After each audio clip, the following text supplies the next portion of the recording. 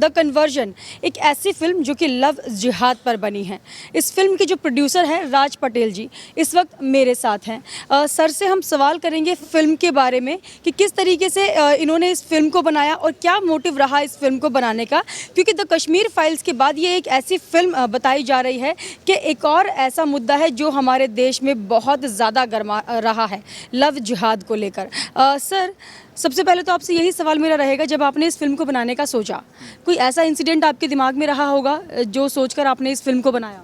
हाँ बिल्कुल, एक्चुअली एक इंसिडेंट्स नहीं था, बहुत सारे इंसिडेंट हो रहे थे और इसके बारे में हम बहुत सारा इन्वेस्टिगेशन कर भी रहे थे। तो जब बहुत सारे केसेस आ रहे थे तब हमने देखा कि ये सब्जेक्ट के ऊपर हम देखें कि कोई मूवी है या नहीं, पता चला कि कोई मूवी है ही नहीं। इसलिए हमने सोचा कि इसके लिए कुछ करना चाहिए। तभी हमें आइडिया आया था जब कि ये सब्जेक्ट के ऊपर कुछ करना चाहिए। कोई स्पेसिफिक इंसिडेंट नहीं है, बहुत सारे इंसिडेंट थे, बहुत सारे इंसिडेंट। तो आपने वो सब इंसिडेंट देखे और फिर आपने सोचा कि इस पर फिल्म बननी चाहिए ताकि लोगों के आगे सच्चाई आए? हाँ, फिल्म बनने से पहले हम इन्वेस्टिगेशन कर रहे थे, एनालिसिस कर रहे थे और सोच रहे थे कि इसके बारे में हमें कुछ करना चाहिए। और वही टाइम पे एक अपॉर्चुनिटी आई थी। विनोद तिवारी जी हमारे डायरेक्टर हैं, उनके मित्र जो हमारे भी मित्र हैं, उनके ज़रिए ये अपॉर्चुनिटी आई थी, प्रपोज़ल आया था, तभी हमने प्रपोज़ल स्वीकार किया था।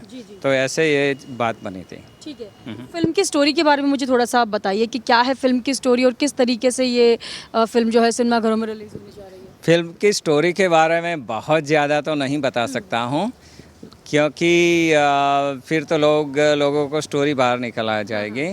लेकिन मैं ये बता सकता हूँ कि ये मूवी हमने हमारी बहन बेटियों के लिए बनाई है।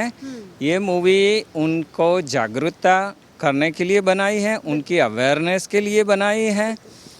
जब बना रहे थे तो हमारा टारगेट ऑडियंस हमने तय किया था बनाने से पहले कि हमारा टारगेट ऑडियंस क्या है, और वो है हमारी 12 साल से लेकर 25 साल तक की बहन बेटियां हैं। वो हमारी टारगेट ऑडियंस हैं।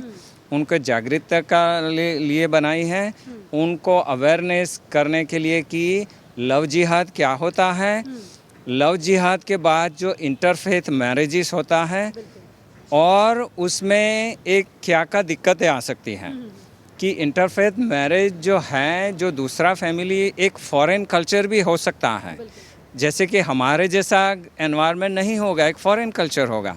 तो वो भी हम बता रहे हैं कि क्या क्या दिक्कतें आ सकती हैं, और बाकी तो फिर अवेयरनेस बढ़ेगी। वही एक इरादा है, वही एक स्टोरी काइंड ऑफ मैं बता सकता हूँ आपको। लव जिहाद एक बहुत ही सीरियस मुद्दा हमारे देश में उभर कर आ रहा है। अभी भी एक लड़की देखा हमने महाराष्ट्र में, छोटी लड़की थी, उसको मार दिया गया, उसका बॉयफ्रेंड था उसने। तो क्या ऐसे इंसिडेंट सोच के ही, और जो स्टार कास्ट आपने बनाया है उसी को सोचकर आपने ये सब चीज़ें सोची थी?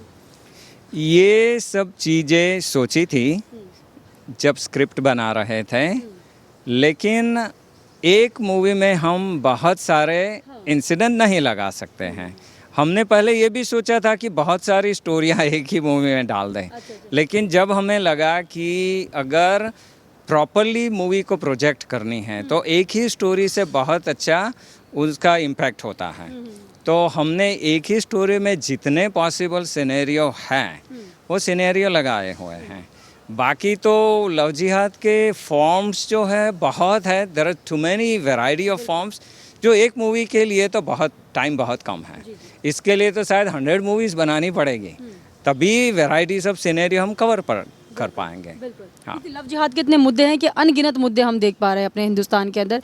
अच्छा, जब आप जैसे बता रहे हैं इस पूरे फिल्म के बारे में, आपने ऑडियंस भी टारगेट किया कि हाँ, इस ऑडियंस को हम टारगेट करके इस फिल्म को बनाएंगे। अब जैसे ये फिल्म बनी है, हमने देखा है बॉलीवुड में कई सारी ऐसी फिल्म है जहाँ पर एक समुदाय के लोगों को टारगेट नहीं किया जाता, बहुसंख्यकों को टारगेट किया जाता है हमेशा।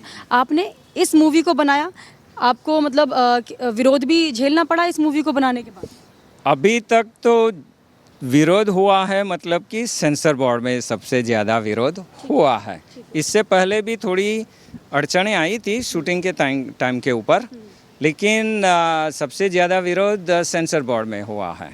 तो हम समझ सकते हैं कि क्यों हुआ है, क्योंकि सेंसर बोर्ड भी एक कंडीशन हो गई है कि लव जिहाद प्रमोट करने वाली मूवी पास हो सकती हैं।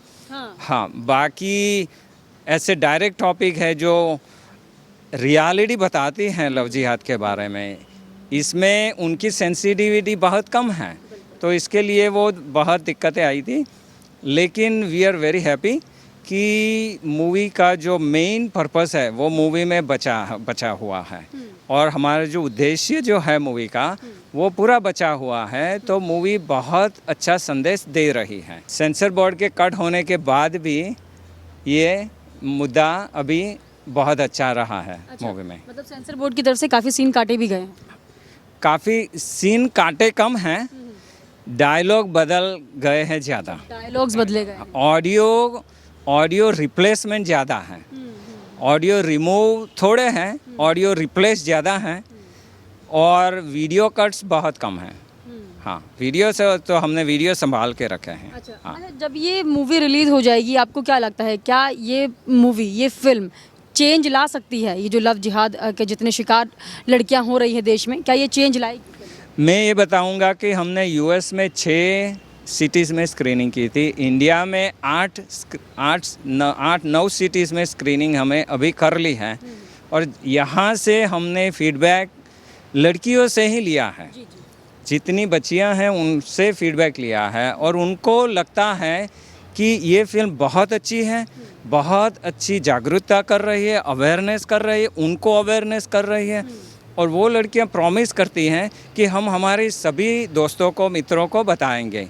तो इससे लग रहा है कि ये मूवी जो टारगेट ऑडियंस है उनको बहुत अच्छी लगने वाली है, इससे बहुत अच्छी चर्चा होने वाली है। ये किचन टेबल पे जब खाना खाते हैं तो फैमिलीज़ में इसकी चर्चा होने वाली है।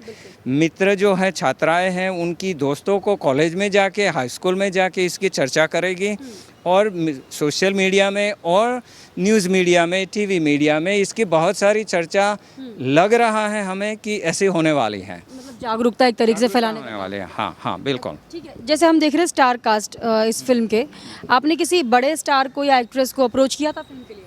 हमने बड़े फिल्म स्टार को अप्रोच नहीं किया था, वो इसलिए कि हमारी स्टोरी इतनी मजबूत है, इतनी फैंटास्टिक स्टोरी है कि स्टार की ज़्यादा ज़रूरत नहीं है। The story itself is carrying the movie without any stars.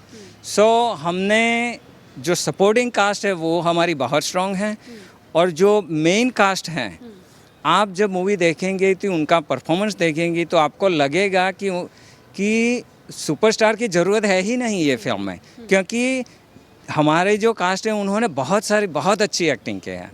और जब जो नए स्टार होते हैं उनको एक अपॉर्चुनिटी मिलती है, खासकर कि विंध्या तिवारी की जो रोल मिला है, ये रोल शायद विद्या बालन हैं या फिर माधुरी दीक्षित हैं, उन जैसी हीरोइन को ही ऐसा रोल मिलता है। ये रोल विंध्या तिवारी को मिला है, और जब जो भी रेगुलर हीरोइन, इवन स्टार ऐसा रोल मिलता है तो पूरा दम लगा के, पूरी लाइफ लगा के रोल करेगी, क्योंकि उनके लिए एक बहुत अच्छा ऐसी अपॉर्चुनिटी कहाँ मिलती है बॉलीवुड में, कि फर्स्ट फिल्म में ही जो मूवी है वो फीमेल लीडिंग रोल है। ऐसी मूवी बहुत कम मिलती है। तो पूरी फिल्म की जो कहानी है विंध्या तिवारी के इर्द गिर्द ही घूम रही है। It is a success story, success love story, that's what the movie is about. पूरा लव जिहाद के ऊपर एक बनाया। हाँ हाँ। अच्छा, आज तक जैसे आपने लव जिहाद का मुद्दा उठाया है, विवेक अग्निहोत्री ने कश्मीर फाइल्स बनाकर कश्मीरी पंडितों का मुद्दा उठाया, आज तक बॉलीवुड में बड़े बड़े डायरेक्टर्स ने क्यों इन मुद्दों को छुपा के रखा? क्यों आज तक इन पर फिल्म नहीं बनी, जबकि लोगों को बरगलाया और अनगन जो है कहानियाँ दिखाकर? वो तो शायद वो ही बता सकते हैं, लेकिन मैं मेरा अनुमान बताऊंगा, मेरा ओपिनियन बताऊंगा कि मुंबई में, बॉलीवुड में बहुत सारा कुछ बदल चुका है, और जो एनवायरनमेंट है, फ्रेमवर्क है, वो बहुत leftist secular type of framework है, और बहुत इन्फ्लुएंस बाहर से भी आती है। सो कई बार घबरा भी जाते हैं, बोल्ड स्टेप लेने के लिए बहुत सोचते हैं, और लगता है कि उनको ज़रूरत भी नहीं थी अब तक, जब तक कश्मीर फाइल नहीं आया था तब तक उनको लगता था कि ज़रूरत भी क्या है, हम ऐसे बनाते हैं और वैसे भी 200-300 करोड़ कमा लेते हैं, तो क्यों बनाए हम ऐसे फिल्म। तो अभी कश्मीर फाइल के आने के बाद और हमारी मूवी के आने के बाद उनको भी शायद लगेगा कि ये टॉपिक के ऊपर ज़्यादा से ज़्यादा करना पड़ेगा। हाँ हाँ। ये लोग अपने आप को सेक्युलर बताते हैं, आपको लगता है कि सच में ये लोग सेक्युलर हैं और सेक्युलर के तौर पर ही मतलब सबको एक जैसा दिखाते हैं अपनी फिल्मों में? क्योंकि हमने आज तक नहीं देखा कि एक जैसा ही सबको दिखा रहे हों। बहुत सारे लोग ऐसे हैं जहाँ विंड होती है वहाँ झुक जाते हैं।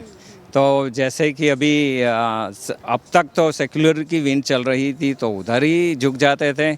बहुत सारे लोग अभी राइट विंग तो नहीं बोलूँगा, मतलब कि रियल साइड जो रियलिटी बेस हैं वो इसकी और भी ढलने वाले हैं, क्योंकि उसकी डिमांड ज़्यादा है तो वो करेंगे, बस यही है।